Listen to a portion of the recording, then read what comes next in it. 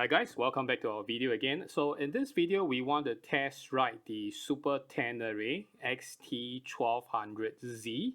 This time around, we'll do it in a different format because we no longer have the bike on hand. So we sold the bike before we can do a test ride video. So this time around, we will do it based on our experience with the Super Tenere for the past year and also a 20,000 kilometers review.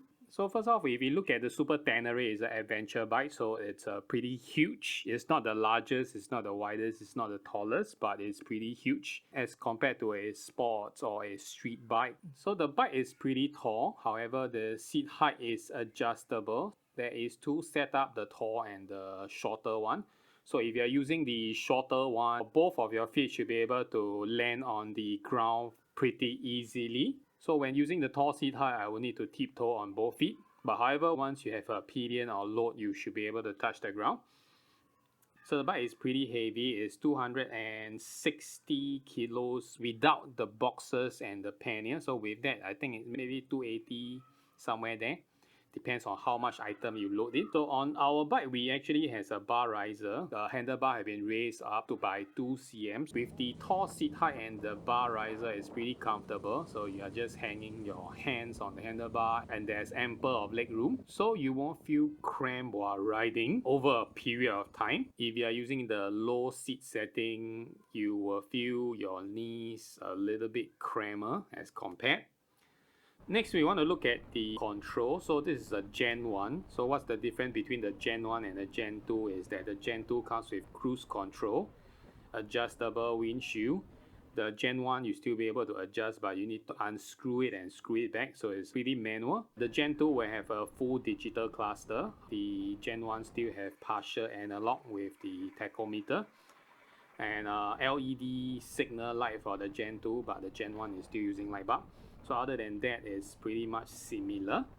So the control is pretty simple. On the left hand side, you will get your standard Q switch, high beam, low beam, pass light, signal and horn. So on the right side, it's pretty straightforward. Your Q switch, your ignition starts, and then it has this mode selection, sports and the touring mode. We tried both, but 99% of the time we are on touring.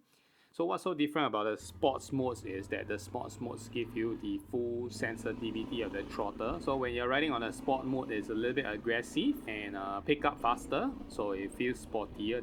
99% of the time we are using tour because it's more comfortable, more lenient, less jerky, so it smoothen out the whole ride. But that's all personal preference. So on the dash itself, you will see basic stuff like odometer, trip 1, trip 2, fuel consumption, air temperature, coolant temperature. You will be able to adjust your traction control. So TC1 is very aggressive, usually for rain. TC2 is less intrusive, and of course you can totally off it if you think that you can control the bike. There are only two buttons on the front of the instrumental cluster. One is to switch and one is to reset. Pretty much straightforward. So the Super Tenere is also a shaft drive bike. This is our first time using a shaft drive bike, and after using it, personally I like it a lot. Of course, the shaft drive deliver less power as compared to the chain, but the good part is that it's almost maintenance free. So all you need to do is just change the gear oil. It should last you 10,000 and above, especially if you're using a fully synthetic, a good quality one. I guess it can last you forever. So every time we change the gear oil, we realize that it's still very fresh. It doesn't burn. The color is still very transparent. On top of the gear oil, you can just do your regular cleaning like every 20k or 50k, depends on what type of condition you ride in. So other than that, it pretty much lasts forever. Other than the lower power efficiency transfer, the shaft drive also gives you a very unique engine braking feel. Unlike a chain, it's less aggressive. Once you turn off the throttle, it basically still keep rolling, very minimal resistance. And also not forgetting on the other part that the Super Tenere is a tubeless tire. This reduces the risk of tire puncture because tubeless tire is easier to patch than a tube tire. You needed less equipment. It's much more straightforward. if you need to do a patch. So when you got on the bike, the ergonomics, as we mentioned earlier on, is pretty comfortable. It's just like riding a big dirt bike. Because of the size and the weight, so when you are cruising on higher speed, the bike is really stable. Especially when you are riding through crosswind, you don't feel a lot of pushing on the sideways. And also when you are overtaking large vehicle, huge vehicle, you won't have that draft trying to push you away as much as your conventional street bike. The suspension is adjustable. By default, it's on the softer side, so it gives you the ability to ride through rough road, off-road, gravel road, pothole, obstacles, or whatsoever. It's really comfortable.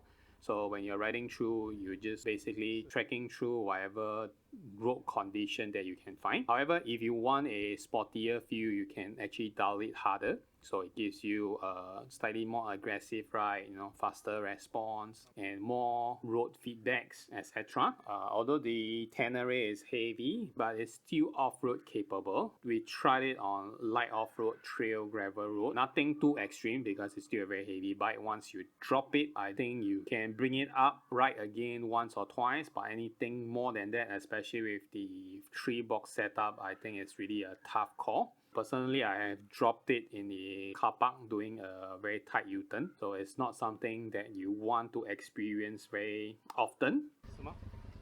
The Super Tenere, when you're riding it really slow, you get that feel of riding a tractor based on the exhaust note and also how the bike responds.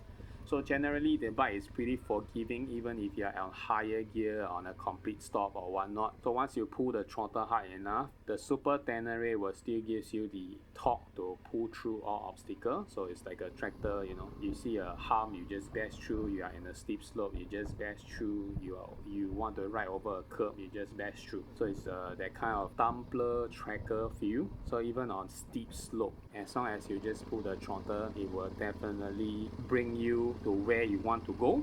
Then we want to talk about the wind protection of the Super Tenere. So with the taller windshield, if you adjust it or you swap to a longer one, the handguard and also the huge bulky side fairing, it generally covers, I think, most of the rider. So technically you won't get a lot of wind blast, but you still feel some air running through to give you the ventilation that you need. And the best part is that it's bug protection, especially when you're riding in the dusk or the dawn near a water body or a dense forest, there's a lot of bug kill. So the shield generally helps you to cover, I think, 80-90% of the damage on your body. That's a plus point that we really like. And talking about the side panel, the radiator and the fan of the Super Tenere is actually mounted on the left side.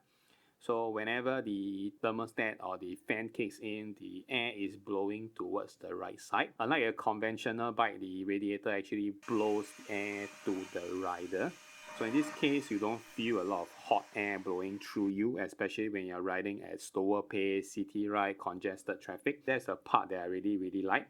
Next, we want to move to the braking department. So this is an adventure bike, So the concept is actually bringing a dirt bike with more touring comfort and a bigger fuel range. Automatically, the suspension travels for a adventure bike like a Super Tenere will be longer. So that also explains why the seat height is taller, with the longer travel suspension in the front. So when you are doing braking on this bike, it's pretty similar to how you do on a dirt bike. Unlike a street and a sports, usually you use more front brake.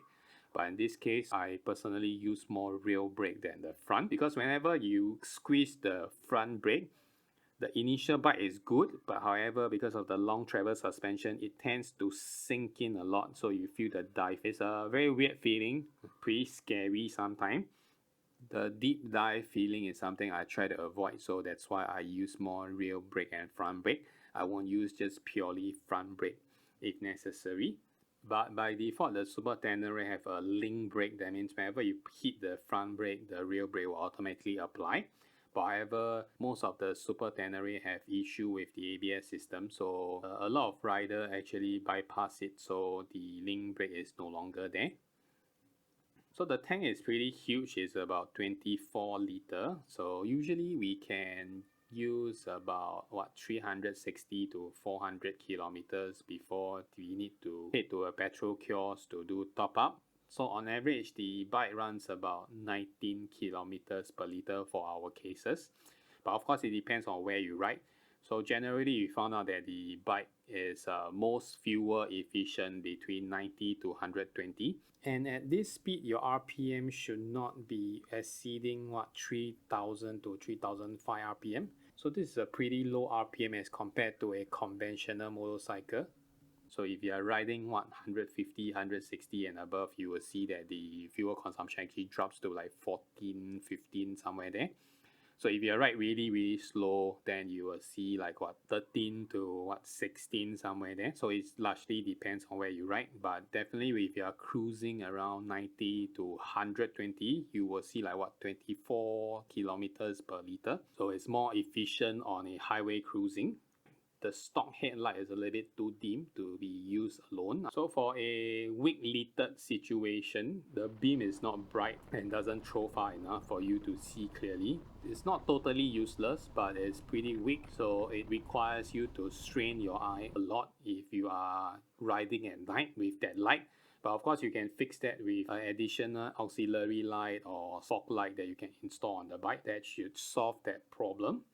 Although the weight is fantastic when you're riding on highway, open roads, it keeps the bike stable. But whenever you're riding in a heavy traffic or a city, first thing is pretty wide. It's not the widest, but it's still pretty wide. So when you're doing lane splitting, it's a little bit tougher as compared to a street bike. And also while you're doing parking, reversing, the weight is really a killer. It's very hard to maneuver, especially you wish to park the bike in a busy car park. Sometimes rider doesn't park their bike directly in the center of every lot, so you have a hard time squeezing in and squeezing out. And also if you are parking at a curbside, where the ground is not flat, so when you try to reverse out while you're sitting on a bike, it's really tough. So most of the time you have to get out and push the bike, else you have to park it with your head out, so you doesn't need to push the bike, you just need to twist the throttle and roll off. So these are the things that you need to work around.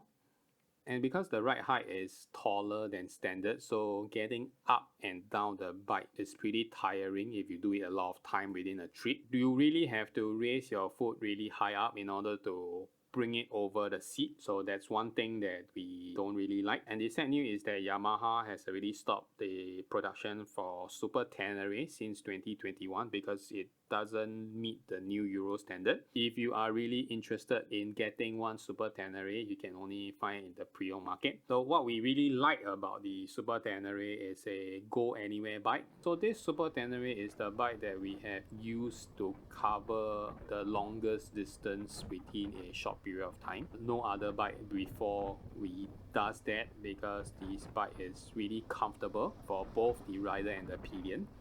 It's also very easy in terms of maintenance, and I think the best part is very reliable. There's no major breakdown or whatsoever, and the layout of the bike is easy for you to work on because everything is pretty much easily accessible. Reliability and easy maintenance is, I think, the star point of this bike. The Super Tenere is definitely for someone who likes to do long distance travel, so it's definitely a very good adventure bike, and also do some light off-road with a pillion. So the reason why we sold the bike is because the bike is really not the best choice in an urban setup for city daily ride. It's definitely born for adventure and a long distance ride. So alright guys, thank you for watching this video on the Super Tenere. So the above are our experience with the Super Tenere.